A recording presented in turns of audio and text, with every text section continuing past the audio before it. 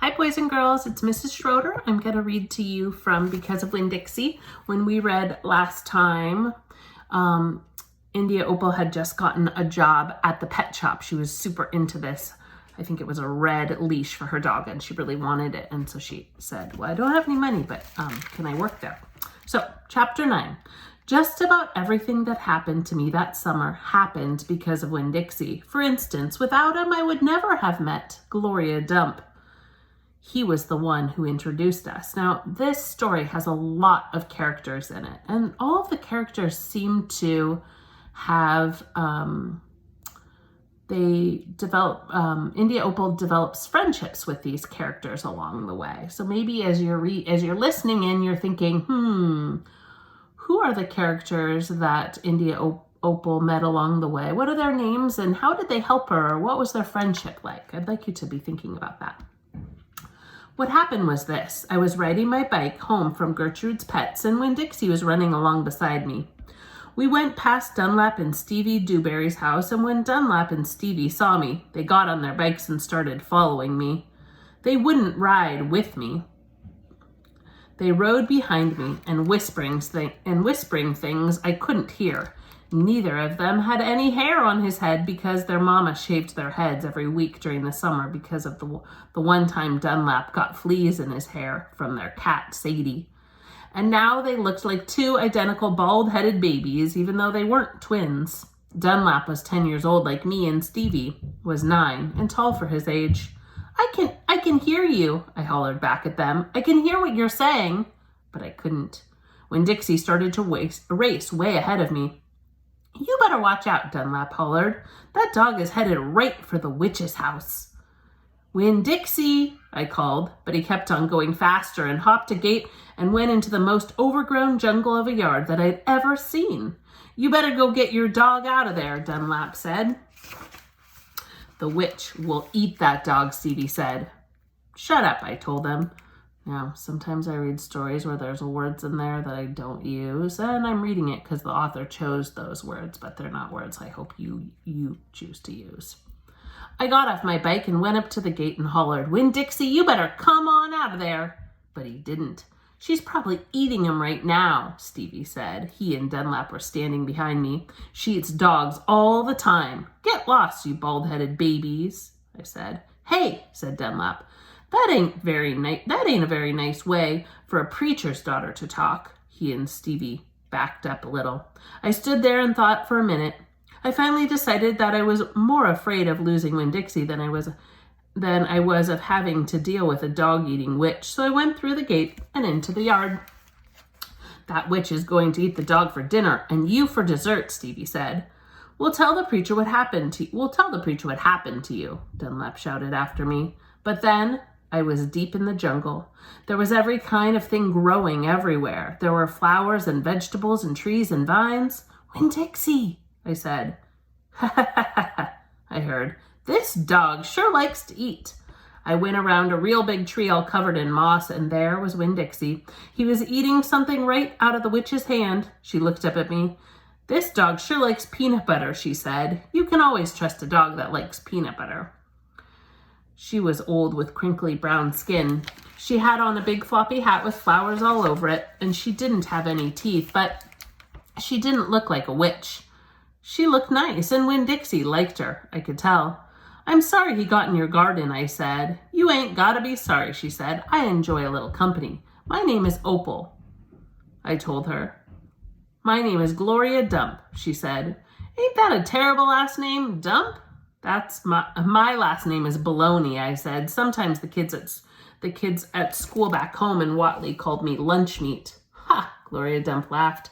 What about that dog? What do you call him? Winn-Dixie, I said. Winn-Dixie thumped his tail on the ground. He tried smiling, but it was hard with his mouth full of all of the peanut butter. Winn-Dixie, Gloria Dump said. You mean like the grocery store? Yes, ma'am, I said. Woo-wee, she said. That takes the strangest name prize, don't it? Yes, ma'am, I said. I was just fixing to make myself a peanut butter sandwich, she said. You want one too? All right, I said. Yes, please. Go on and sit down, she said, pointing at the lawn chair with the back all busted out of it. But sit down careful. I I sat down careful, and Gloria Dump made me a peanut butter sandwich on white bread. Then she made me one for herself and put her false teeth in to eat it. When she was done, she said to me, "You know what? My eyes ain't too good at all. I can't see nothing but the general shape of things, so I gotta rely on my heart. Why don't you go on and tell me everything about yourself, so I can see you with my heart?" And because Winn-Dixie was looking up at her like she was the best thing she had ever seen, and because the peanut butter sandwich had been so good, and because I had been waiting for a long time to tell some person everything about me, I did. Chapter 10. I told Gloria Dump everything. I told her how me and the preacher had just moved to Naomi and how I had to leave all my friends behind. I told her about my mama leaving, and I listed out the 10 things that I knew about her, and I had to explain that here in Naomi, I missed Mama more than I ever had in Watley. I told her about the preacher being like a turtle, hiding all the time inside his shell. I told her about finding Winn-Dixie in the produce department and how because of him I became friends with Miss Franny Block and got a job working for a man named Otis at Gertrude's Pets and got invited to Sweetie Pie Thomas's birthday party. I even told Gloria Dump how Dunlap and Stevie Newberry called her a witch. But I told her they were stupid, mean, and bald-headed boys, and I didn't believe them, not for long anyhow. The whole time I was talking, Gloria Dump was listening. She was nodding her head and smiling and frowning and saying, and is that right? I could feel her listening with all her heart, and it felt good. And you know what? She said when I was all done. What? Could be that you got more of your mama in you than just your red hair and freckles and running fast. Really? I said. Like what? Like maybe you've got her green thumb. The two of us could plant something to see how it grows and test your thumb out. Someone who has a green thumb is really good at gardening. Okay, I said. What Gloria Dump picked for me to grow was a tree. Or she said it was a tree. To me, it looked more like a plant.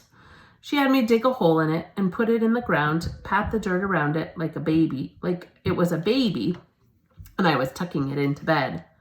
What kind of tree is this? I asked Gloria Dump. It was a wait-and-see tree, she said. What does that mean? It means you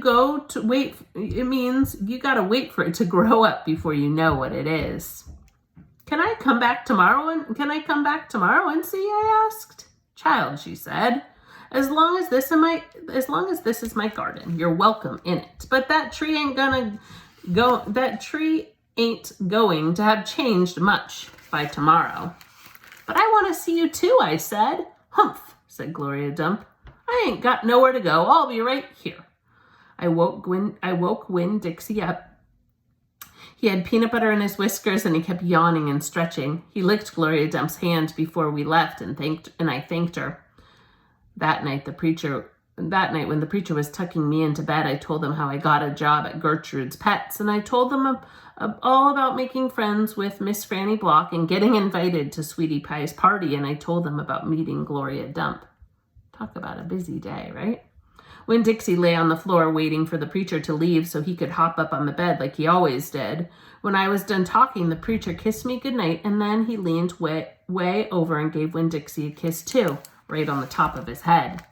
You can go ahead and get up there now, he said to Winn-Dixie. Winn-Dixie looked at the preacher. He didn't smile at him, but he opened his mouth wide like he was laughing, like the preacher had just told him the funniest joke in the world, and this is what amazed me the most. The preacher laughed back. Winn-Dixie hopped up on the bed, and the preacher got up and turned out the light. I leaned over and kissed Winn-Dixie too, right on the nose, but he didn't notice. He was already asleep and snoring. All right, that is the end of chapter 10. Thank you.